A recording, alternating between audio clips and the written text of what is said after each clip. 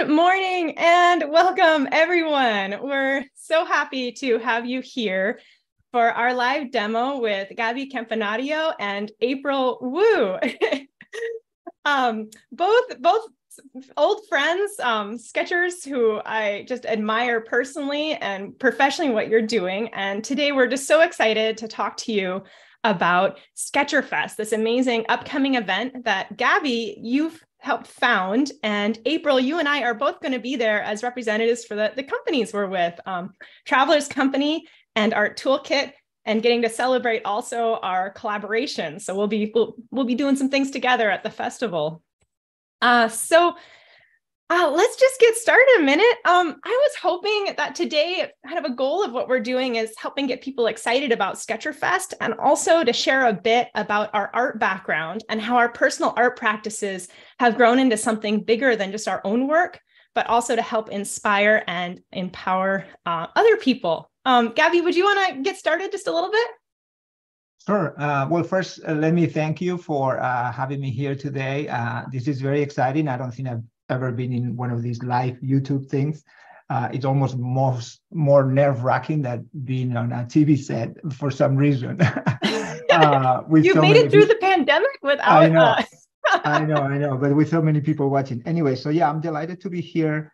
I'm equally impressed with what you do with Art Toolkit and getting people to have the tools they need to create art and document the world under sketchbooks. So very impressed. Congratulations on that. And I'm super excited that you are part of Sketcherfest. So you're asking me about my background and my art practice. Is that where we are starting, Maria? That sounds lovely. Okay. Well, my background is not in art.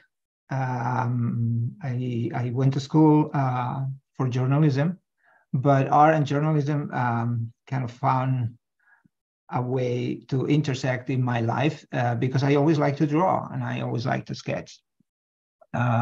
So I've been basically telling stories with pictures as a newspaper artist for many years and learning pretty much from my own practice, from reading books, from watching other artists, taking classes. So while I didn't have a formal art training, there's so many resources out there, right, to teach yourself and create. So that's how I got into sketching, pretty much because of my interest in going places and keeping a record that is more unique than just snapping the photograph, right? Yeah.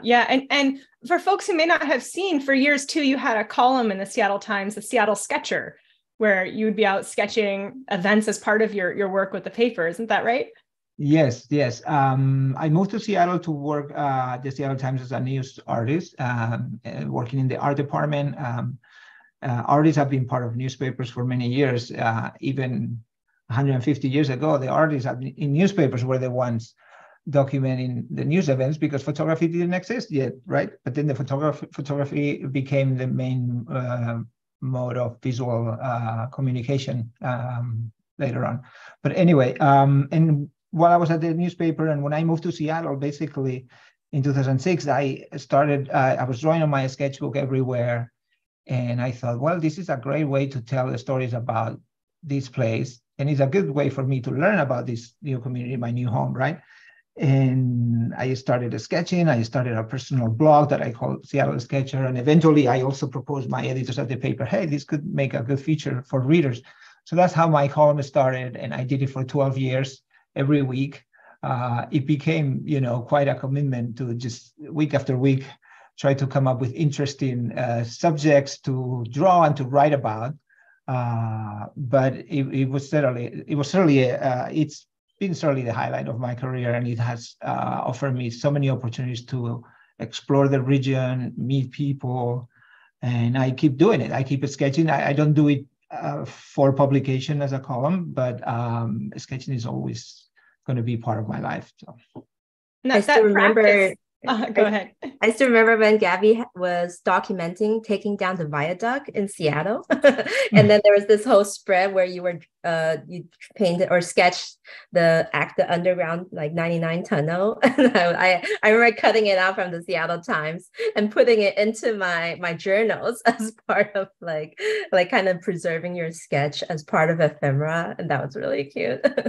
Yeah. Thanks, April. Yeah, so many stories, so many places, and so many things happening. The thing about sketching is that you're not creating like a picture perfect postcard of a timeless scene. You're really recording a moment in history.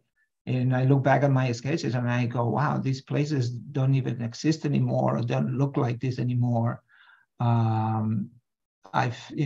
People come and go, businesses open and close, and so I've always been fascinated by drawing, not just as a way of making art, but as a way of visual documentation, And I think that's a lot what travel sketching is about. When you travel, you're not just drawing a sketch of the Colosseum. I mean, what else are you going to add to the Colosseum artistically? It's been drawn to death. Right? I mean, everybody has, or everybody who's gone to Rome, right?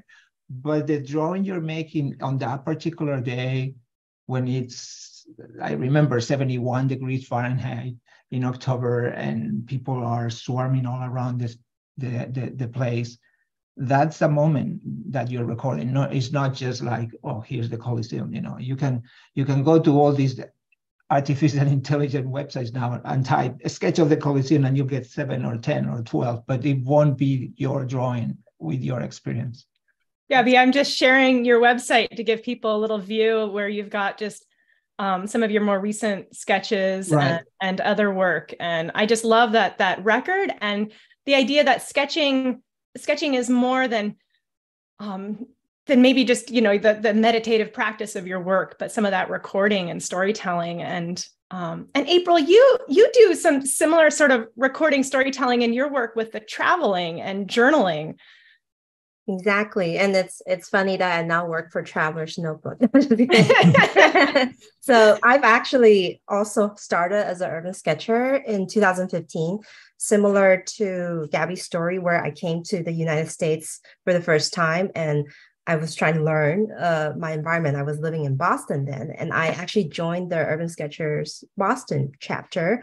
And I was new to the country, but that group meets every weekend to go around the city to different spots. And like within a few months, I was like, I knew Boston in the back of my hands, because we went to so many unexpected like nooks and crannies that not just a touristy place, but also just everyday little like things that only locals know. And then I was able to document that through my sketches. So that was a very kind of profound way for me to get to know this new environment, new experiences, a new phase of my life. And then I gradually kind of combined that passion with my love for journaling, documenting through writing, and kind of smush that together through Traveler's Notebook, which is a compact kind of form of journal system where you can draw in it, you can write in it. And I have written books and books, just of all my journeys in the past few years, through documenting by sketching on location, by writing it afterwards, or most importantly for amateurs, kind of when you take a breather from your trip to sit at a cafe, and that's when you can redigest what you just experienced and write that down. And so that's kind of what we're hoping to kind of add a little bit of that to the Sketcher Fest, is for people to get to know about Traveler's Notebook and how they could very easily start their sketchbook journey, like their travel sketchbook. It doesn't have to be a complete professional art studio sketchbook. It could be in a notebook as small as an A5 slim. And then immediately capture, I'm trying to find the one that I drew recently when I went down to San Diego. So I combine photos and drawings, and I'm able to kind of doodle and then write about it together. So that has been a big part of my life for the past 2 years working for Traveler's Company. But before that, I have definitely been in the urban sketching and journaling scene for quite a few years. And we did that sketchbook Kaigi, a demo with you in the winter where you shared kind of your range of sketchbooks that you're developing and working in. And we can post the link to that in the description after this demo. It's just terrific. And April, you're so inspiring. And that idea of, I think, sketching as process really taps in to our Art Toolkit passion also, because for me, Art Toolkit started with my work as an expeditionary artist. So I, contrary to kind of the urban side of things, I really loved going to I still love remote places to go and explore them, but using my sketchbook again as this like invitation to connect with a place and connect with people, where this open book versus a camera really invited people to come and talk with me. And I was traveling solo, and similar to what you both described, like a sketchbook was always an opportunity to remember things more vividly, to see, details I might have overlooked and explore new places. And I love that practice, not perfection, is one of my personal mantras of just kind of collecting your ideas and your experiences and all together really creating a record. And I'd love to hear a little bit about what you both like to carry sketching. And I'll just give our folks who are joining us, we are going to be sharing soon a little giveaway. So stay tuned to hear about that. And Gabi, would you want to start off sharing some of your sort of everyday sketching tools? Sure. Well, I'm very much minimalist when it comes to sketching. When I teach and when I do this sketching tours also that I've been doing in Seattle, I tell people that there's two types of sketching. There's the sketching that you schedule, right? You go, okay, on Saturday, I'm going to go draw with my friends for 2 hours, or you have a destination in mind, right? So you can actually prepare for that. But sometimes the most interesting sketching is the one that happens, that you respond to. You're just going out about your life, and then you see a scene, you see a moment, you go, oh, I want to draw that. If you want to be prepared for that, you have to be nimble with your tools. So I have just a pocket sketchbook. I have to be on the camera because I have the background. So this is my pocket sketchbook, small, 3.5 by 5.5. This is by Hanemue, and it has, it can take a little. I'm going to spotlight you, Gabi, so we can see your work a little larger. There we go. So this is from New Zealand, where we had the symposium recently. I have that. There we go. Nice. This was also New Zealand. So, these are drawings that may take, anywhere from 20, 30 minutes. I was doing a lot of travel during my leave from work. This was in Mexico. Are these like ink and wash, or yeah? What media are you using? Ink and wash. Ink so basically, it's a micron pen and a light wash of diluted ink. So it's also ink, but with water. So you can work really quickly, right? And get the values. Mm-hmm. And usually I like to, like April, just kind of use it as my illustrated journal, where I kind of add some notes. This was in Mexico too, people playing these accordions. This was in New Zealand. And then also kind of, you can experiment with the layout of the pages, like do like vignettes or panels, like a comic book. This was the view from my window, an Airbnb in Oakland. People, a presentation. So many different types of drawings. This is my most recent one here, Dick's Drive-In, for anybody who's coming to Seattle, perhaps for a Sketcher Fest for the first time. Dick's is a legendary hamburger drive-in place. They have different locations, and they have one location in Edmonds that they opened not too long ago. It's on Highway 99. It's not by the waterfront, but you can go there. And I think this is the one in Edmonds, because I was there with my son. We just went for dinner the other day. So see, this is the if you have your sketchbook with you and you find yourself, oh, we're gonna go to the drive-in, then I can make a sketch and eat my hamburger and have my milkshake, So all my needs are met,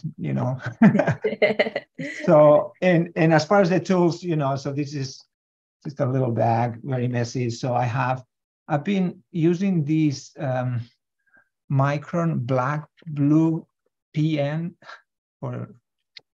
so the tip of these microns is plastic. Is not the other type of tip, so it doesn't break. Oh, I didn't know they had that kind. Yeah, the other ones used to break on me a lot. Yeah. These are the PN. It's called PN.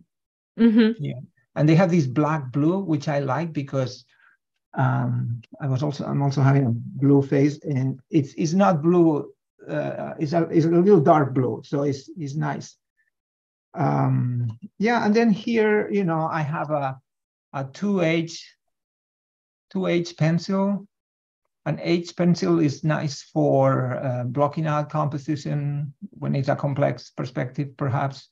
And the graphite is very hard, so it doesn't stain the page. So you don't even have to erase it. By the time you put ink and wash, you cannot even see it. And I always like to carry a ballpoint pen, just a regular big pen. Ballpoint, I mean, this is just cheap, and with ballpoint pens, you can do a lot of halftones and shading, even though it's ink.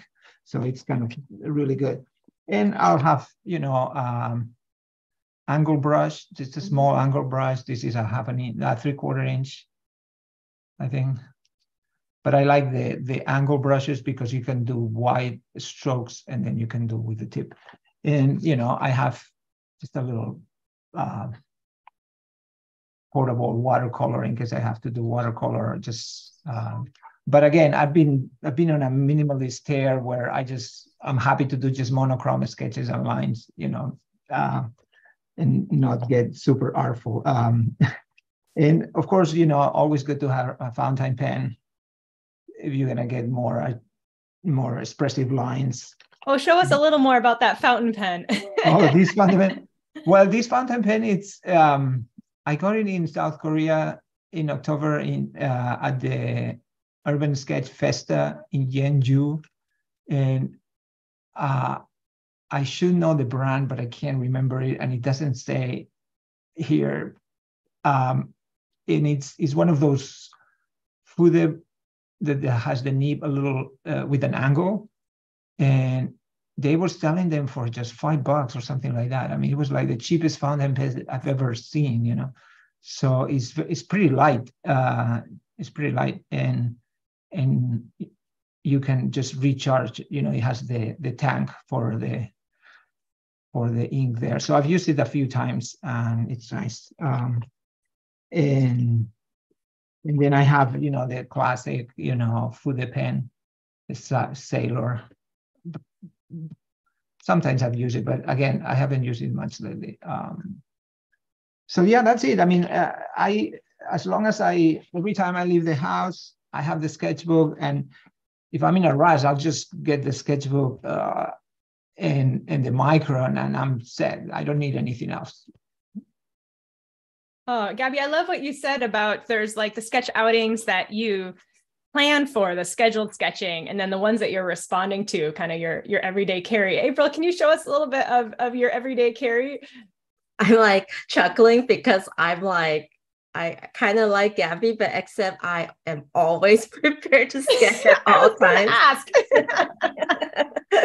So like Gabi, if I always leave the house assuming there's opportunities to collect ephemera and opportunities to sketch. Like that's my mentality. If I'm leaving the house, I may stop somewhere and I will sketch. And that's when I bring my Traverse notebook passport size, like the more compact dimension where I doodle on the go.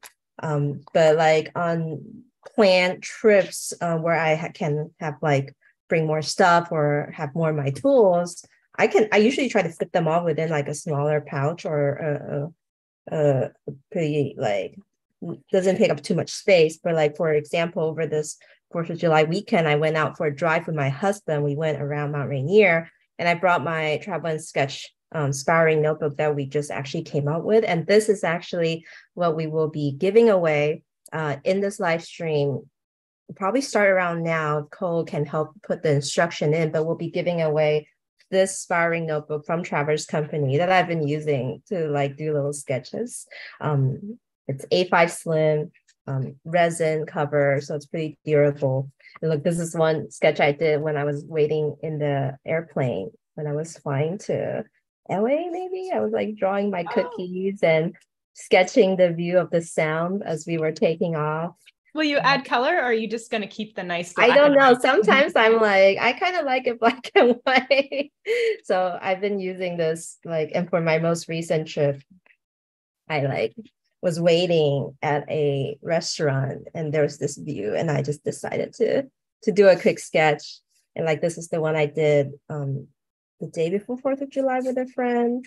So this is a very portable sketchbook size. And I know I have a lot more that are even smaller, but we'll be giving away this and a brass clip from TRAVELER'S Company by entering sketch in the comments.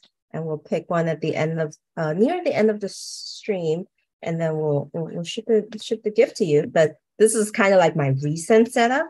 And then, of course, I've done this live stream with Maria a few times, and I always have this lovely green art toolkit that I was able to get from them a while back. I like the smaller pocket size because it's more compact. And if I was on like a regular outing, kind of like Gabi, my notebook and any pen, like probably a gel pen would be my go-to, just so I always have it handy and it fits into my smallest pouch, my smallest purse. But if I'm prepared to sketch in like outings, that's not necessarily an urban sketching outing, but any outing, but I'm like mentally prepared to sketch, I will bring this art toolkit. It's got like a little cloth for watercolor, the compact palettes. I have a folio size that I used to use, but with our recent release and collaboration, I had to switch to the new one. So this is the brass collaboration that we just did. And so I showed off in our last live stream how I set that up. So I'll bring something like this. I like to use water brush because I don't have to carry around water with me. I have a flat brush, and then a more regular round brush there. So those two are great. And then just like you guys, I also carry around pigment ink pens, but I recently really like this one, Marvi Uchida. I think it's a Japanese brand. I use Microns too. Unipin Fine Line is actually one of my preferred one before, but recently I've really been into the Marvi Uchida for drawing fine liners. But they all are like the same things. They're waterproof. You can make lines and then paint over, no problem. Little spritzer for activating my palette, gel pen, pencil. Wait, what is on your gel pen? What is that? You're like the queen of cute little things. I love stationery, so just some fun and cute gel pen from when I went to Japan. It's like a Deria retro one with like a little cream soda drink as a clip. So yeah. And yeah, so this would be like my compact setup for like, I left thinking I will have opportunities to draw. And sometimes if I am not bringing my sparring notebook or like a regular sketchbook, I would just bring my TRAVELER'S notebook. A typical refill looks like this. Like I was out going for coffee with a friend and we had time. So we both just sat down and just started sketching. And good thing I brought all my tools. And then I could even like add watercolor to it. So a lot of things like this, like really spontaneous opportunities to sketch. I would typically just draw with the fine liner first and then go home and color it later based on the photos. If I don't have like my paints with me, or I'm like standing and I don't have surfaces to fill in the colors. But I also like doing like direct watercolor sometimes. And I know people ask you all the time about your photos. Can you share your process for posting those in your journal? You mean like these like printed out photos? Yeah. I know. I like documenting both with drawing and by printing out photos. And what I typically do is I just use an app called PhotoGrid and collage them on my phone. So they're 4x3 or 4x6. And then I export them into my computer and place it in a Microsoft Word document and then print it with a regular printer. Sorry, nothing too special. I don't use like a special printer or anything, but yeah. And the tell canvas us. pouch. Oh, sorry. Go ahead. I was going to say, tell us about that pouch. This pouch, I was about to mention, but it might have been sold out already. These just went live at 9 a.m. on TRAVELER'SCompanyUSA.com.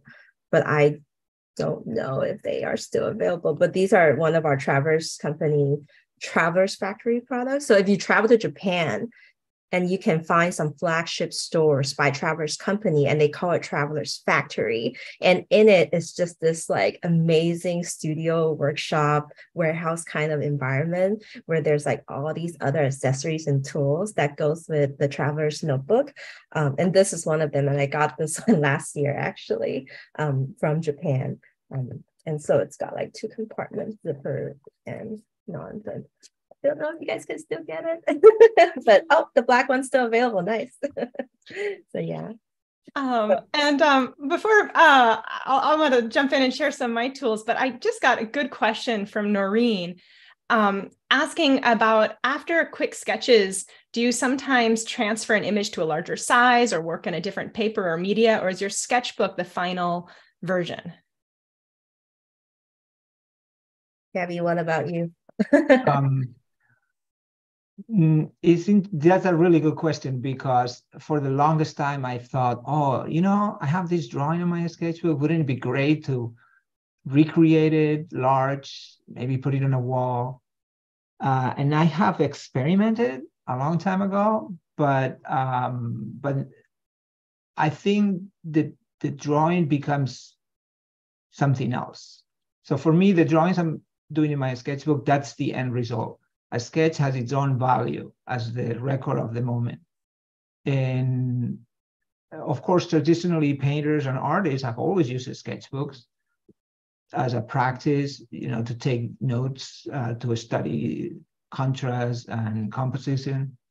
That's more of an art sketchbook.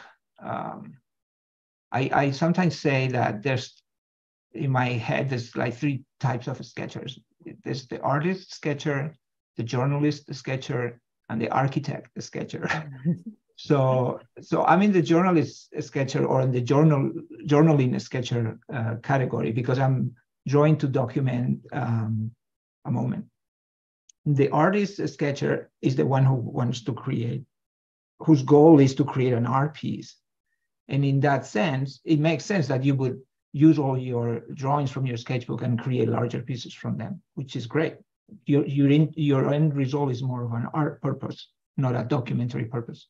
And then the architect sketcher is that sketcher who wants to analyze and study the space, how the built environment is created, and they are more methodic about the engineering behind the places they draw. So I don't know if that answers the question, but I don't particularly do it to take my sketches into larger pieces, but it's certainly a wonderful thing to do, and maybe one day I'll try. I love the distinctions you made between some of the different approaches. That really resonates for me. April, how about you?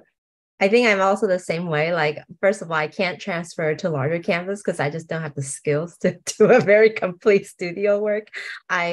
I'm more of an impatient sketcher. So I like, if I could do it in 10 minutes, that's all I'll do.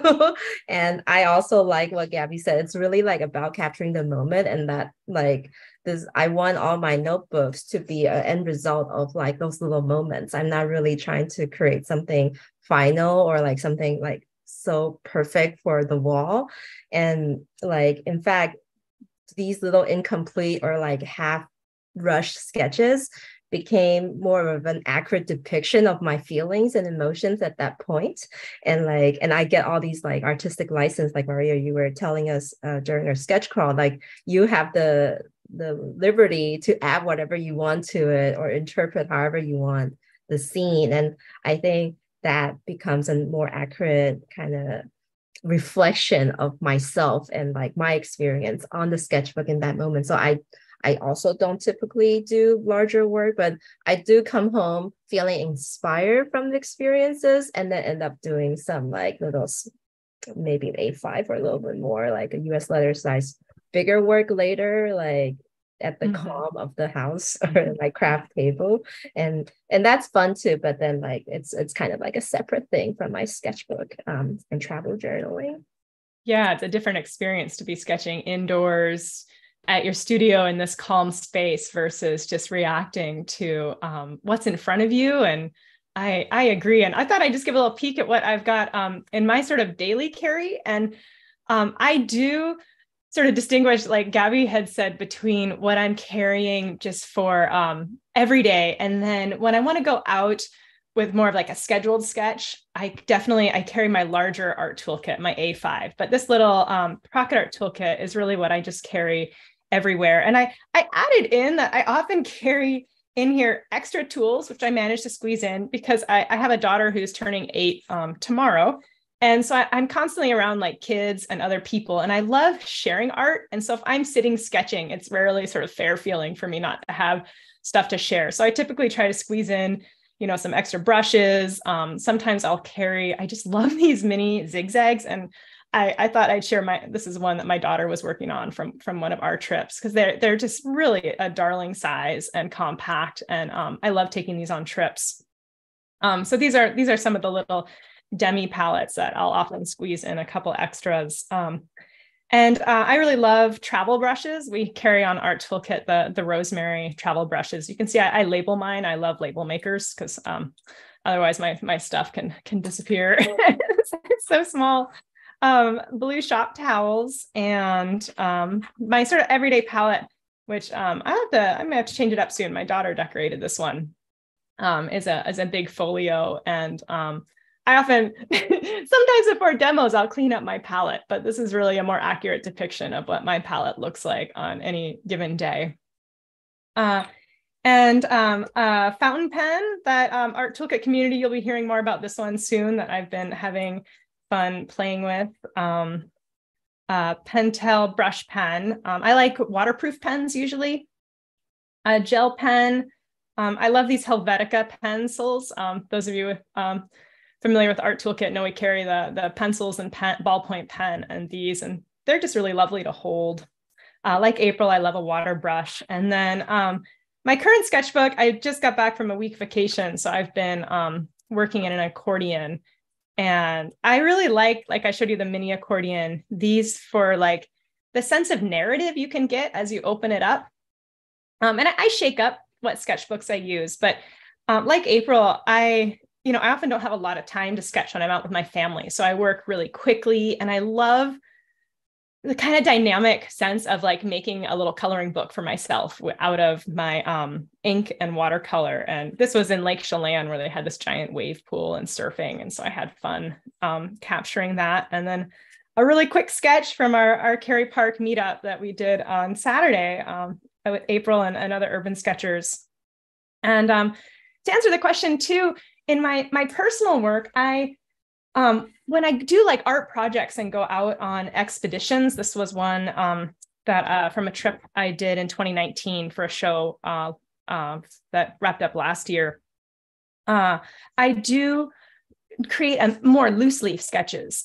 And so with these, then they're easier to exhibit, or I'll use my sketchbook to develop pieces that are larger. So I'll do a mix of loose paper that I'll carry. And let me see if I can pull up a nice big, and this painting was like a 40-inch wide watercolor zooming in on these eggs. So I find the field work really informs what I do in my studio. And I might not be specifically enlarging a sketch, or sometimes I do.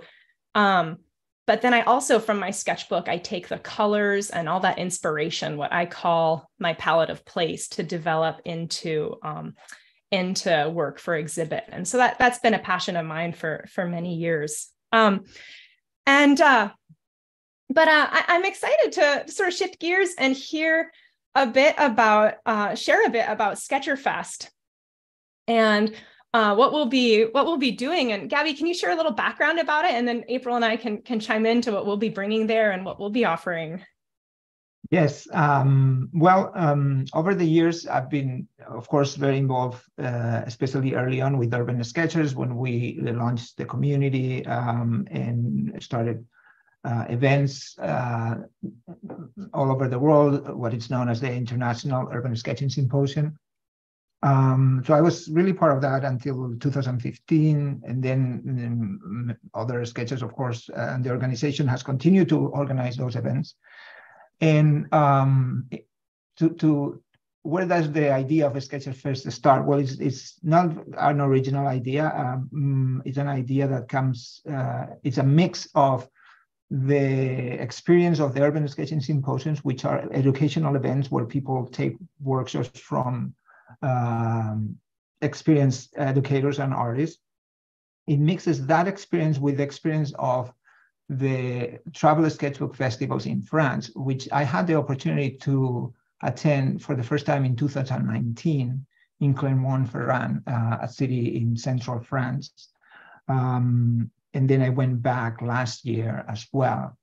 And then it always dawned on me the question, why is it that in France and in the French publishing industry, there is so much interest in travel sketching and travel sketchbooks?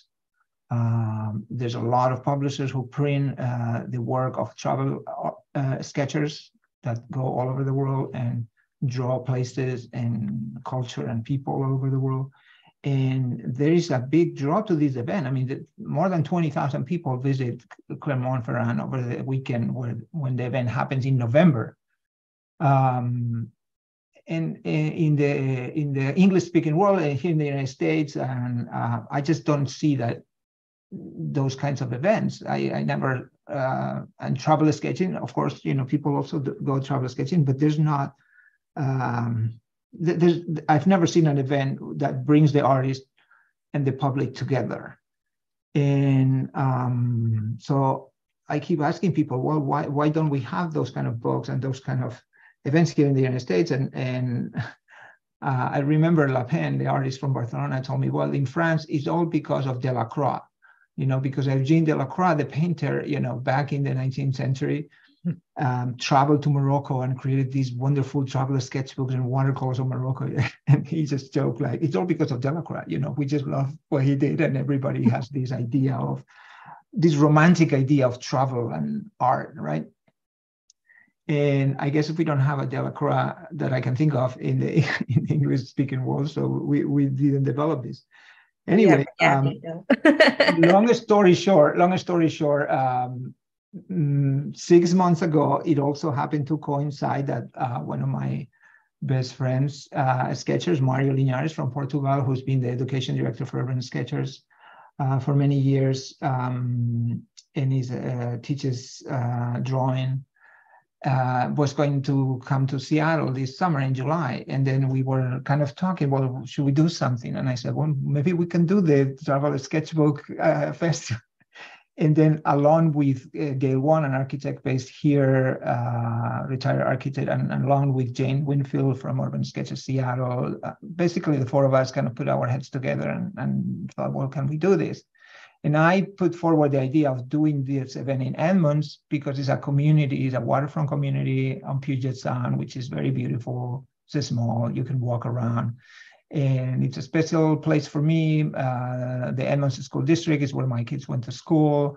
I know the place a little bit. I don't live technically in Edmonds, but I've gone running around the waterfront, and I've been there many times. And that's why I put a photo on my background today for anybody who's not been there. That's the ferry that connects Kingston on the west side of Puget Sound with Edmonds. It's just a 20-minute ferry ride.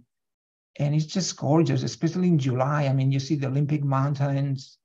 I mean, Maria, you are in Port Townsend, which is I take that ferry all the time. Yeah.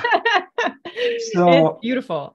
Yeah, so I thought this would be such a great place for a American style Carnet de Voyage festival. I mean, you come here and you're already, your mindset, is inspired by travel. Of course, it's also the home of Rick Steve's the travel empire, and the community of Edmonds was designated as a creative district by the state of Washington a few years ago. It's a community that really supports the arts. And on top of that, they just opened a year and a half ago this amazing art center, Graphite Arts Center. And so I just, when I told Mario, I told Gail, I went down there and I said, well, I found this great place, the Edmonds Waterfront Center, which is also new. It's on the beach, right on the beach. And we can have a room with the artists, and the windows are overlooking the beach and the water in July, which is, the weather is really nice. And then we have Graphite, which offered to also host a day of workshops on Saturday. And yeah, we just thought, let's do it. And we call our artists that we knew locally and a few others from other parts of the States. And with Mario, with the excuse of Mario coming to the United States, it's like, let's do it. So for 6 months, we've been meeting every week. Oh, wow. On Zoom, organizing this event, and you jumped on board to be one of the sponsors, which also made our day. So now we're just like 10 days away, and people are going to, a lot of people were disappointed when we opened tickets for the event because we offer 10 workshops and they filled out right away. And so many people were on the website right at that moment, and that the website crashed. And anyway, it's the first time we do this. So it's the first time we do this, so we're still learning. Anyway, but the event is more than just the workshop. So I'm glad you had this live Zoom, because if anybody's listening, if you didn't get a ticket for a workshop, there's more things happening. There's a sketchbooks at Cascadia Art Museum on Saturday. And then on Sunday, this is the day where all the artists are going to be at the Edmonds Waterfront Center. They're going to have their original traveler sketchbooks for people to see. There's going to be some mini presentations, and you can meet and greet the artists and just be inspired by their travel stories of drawing around the world, seeing their sketchbooks. And then you can go to the beach and join the sketchbooks. We'll do a raffle at 5. And we have the products from our Toolkit that you've offered also for the raffle. So it's just a festive, we hope to have a festive atmosphere. We are going to also be, the difference with other traditional urban sketching events is that we'll have a shop where the artist prints and books also will be for sale. And also you will be there so people can get art supplies, and anybody. This is not an event just for sketches. This is for the general public to kind of learn the benefits of drawing and sketching and kind of meet the artists. So I hope that gives you a little bit of an idea. Last year I also I like to say that the works we do are works on paper, right? And I think our drawings, our sketches, the same way they are in our own sketchbooks, they also belong in books that other people can purchase. So that's why I started an imprint, a sketcher press, to publish books by urban sketchers and reportage illustrators. So two of the first sketcher press authors, Rita Sauber from Portland and Melanie Ream from New York, are going to be there on Sunday. You can get their books. This is Melanie's book, which is really, really nice. So you should get it. And this is Rita Sauber's book. These are our books published, printed in an art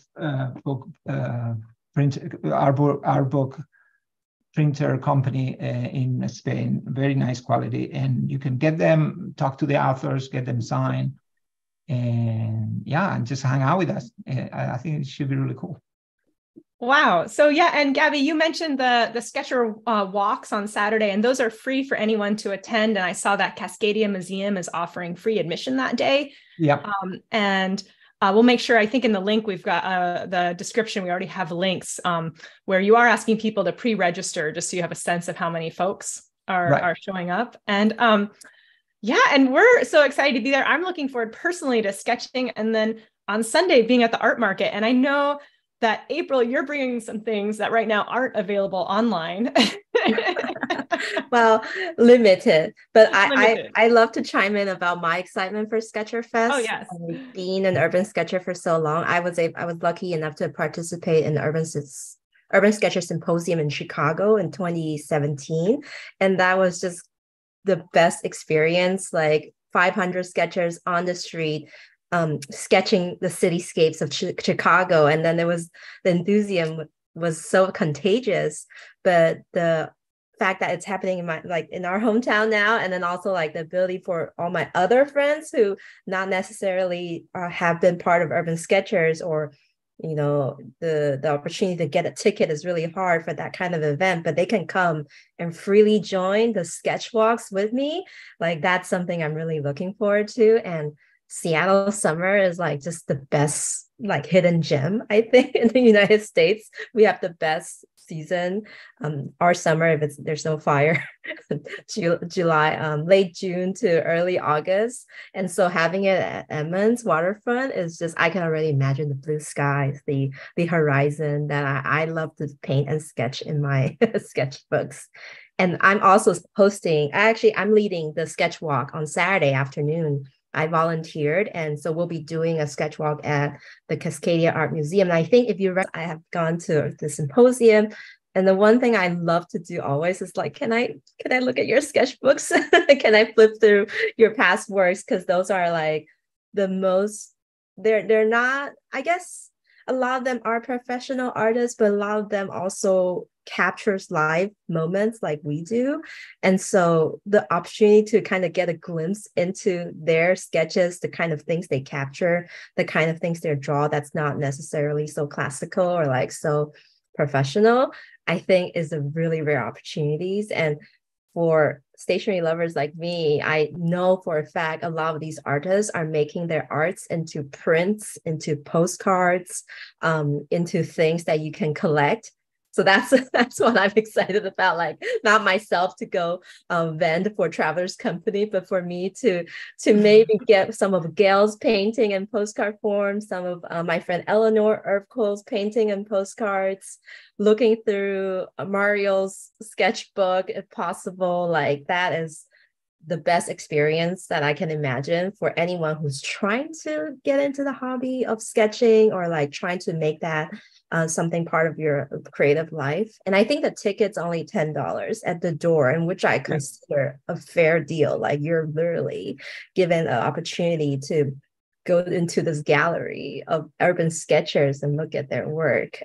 And so I'm going to be there at the table for Traveler's Company. We'll be selling these collaboration palettes that we did with our Toolkit that we held back for the physical event because they're sold out online already.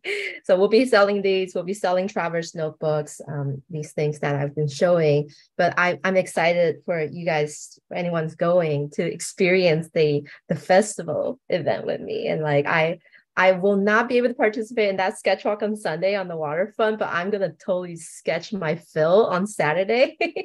And then maybe from my booth, like, I'm going to look at the windows and sketch from indoors. Oh, and April, you've just spoken so much. I mean, both of you, about creativity and community, and just how energizing it is to get to go out with a bunch of people, and then to have the sharing of seeing like the world through different eyes and different approaches. And I want to encourage anyone who even has never gone to an urban sketch event or out with other people to not be intimidated. Just bring along a little, pencil, paper, or pen, and a little sketchbook, and dive in. I think for me, I always think about practice, not perfection, and make sure you've got your essentials covered, plenty of water and some snacks, maybe something to sit on. But as we close out, and we'll be announcing a winner too in just a moment for the giveaway, I wonder if both of you might offer just like a little nugget of a tip for someone who might be getting started, and to help encourage them to dive in to urban sketching. Well, I'll jump in on that. My advice is it's very easy to be intimidated when you're on Instagram and you see these perfect art portfolios of the sketchbooks that people share. So maybe dial down your Instagram consumption. I know that's kind of counterproductive because we all want people to follow our feeds, but just keep it simple. I guess the tip is keep it simple.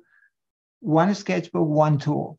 Maybe it's a pencil or a pen. And instead of like changing to a different kind of pen every day, just try to get the most out of that one tool. That forces you to improve your line mark making than if you're constantly changing tools. In terms of colors, again, to get a good handle of watercolor, I recommend just start with monochrome watercolor and then keep adding colors little by little. So I guess the tip is keep it simple: one tool, one sketchbook, then one color, and then think more about the subject too, not so much about all the techniques. What is the scene you're going to draw? What's important to you? So keep it simple. How about you, April? I think for me, a lot of my friends who are into stationery and getting into the urban sketching scene, it really is like they felt that initial barrier, like they're feeling very self-conscious. I think that's a very common beginner like concern when you start sketching or like doing urban sketching, because it's mostly on location and you're like the only one doing something that everyone else is not doing. You're like sitting still and sketching. And I just wanted to share that feeling of self-consciousness will disappear. Like it absolutely is just like it'll be gone by your second or third sketch. You stop even noticing those people. And in fact, if you think about it, they're not really that interested in you. So if I would advise for people to throw away that feeling of self-consciousness and embrace that you're doing this for yourself, then it's really easy to get over that mental block and then to start creating like that. That is my favorite. I guess I always share this because that always seems to be the issue for my friends who are trying to get into urban sketching, that they think, oh, my sketch is not good enough for doing this in public, or my drawing cannot compare to everyone else who came to this sketch crawl. But really, urban sketching and sketching on location has so little judgment. There's no one grading your work or comparing your work. So definitely do not feel like you needed to create your masterful piece at any of these meetups. Keep it easy and like relaxed and really just enjoy that moment that you are doing, where you're making art in real life while everyone else is looking on their phones or doing something else. You're doing something that's meaningful for yourself in that moment, and that's what's most important. Oh, I couldn't agree more with everything you've both said. And I'll just chime in with one final nugget that I found in my experience, which is one, starting out, like work smaller. So you're not giving yourself like a great big piece of paper or a big sketchbook, because that'll take longer by its nature. And so to get something that might be on a smaller scale, you can just get it done more quickly and maybe tackle a little more. And I think on a small scale, I love filling a page, and the page doesn't just have to be sketches. You can add your notes. I mean, April, your sketchbooks are terrifically inspiring. Gabi too. But your notes, where you are that day. I think about like the who, what, where, when, why. And I find that adding color or ink wash, a little bit of tone, really brings sketches to life. And even the simplest sketches, like for me, my fastest gestures, a little watercolor, like filling in my little coloring page, brings the page to life, or adding some embellishments of, color borders around the page. So let yourself play with color, because that's so much of what we're about, is playing, exploring our place, enjoying community, and here to have fun together. One final question before we wrap up. Gabi, do you think this will be an annual event? We have folks wondering. Well, ask me on Sunday. I would say. It'd be. I mean, we're gonna see how this turns out, and this is not a one person or even a 4-person effort. This involves a lot of people, the community, the city of Edmonds, all the sponsors, yourselves. So I think we can all pull it off again, probably. If and it would be really nice to have a regional event here in the Northwest that attracts people from all over the country and perhaps even from overseas, and that celebrates the art of travel sketching, and which is such an accessible art form that everybody can take on. So I have high hopes.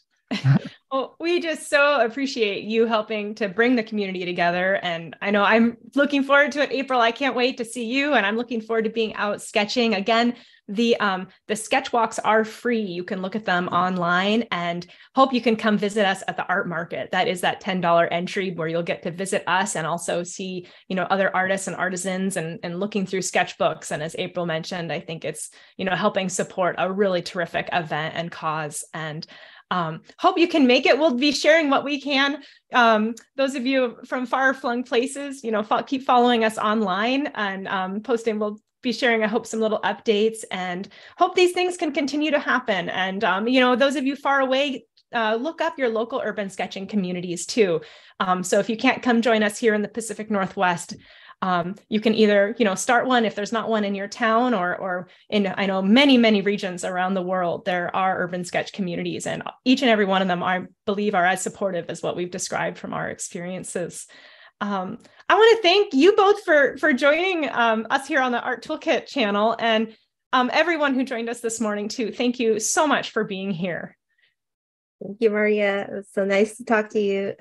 Have a great day, everybody. Thank you, Maria and April. It was a pleasure. Bye. See you in Edmonds.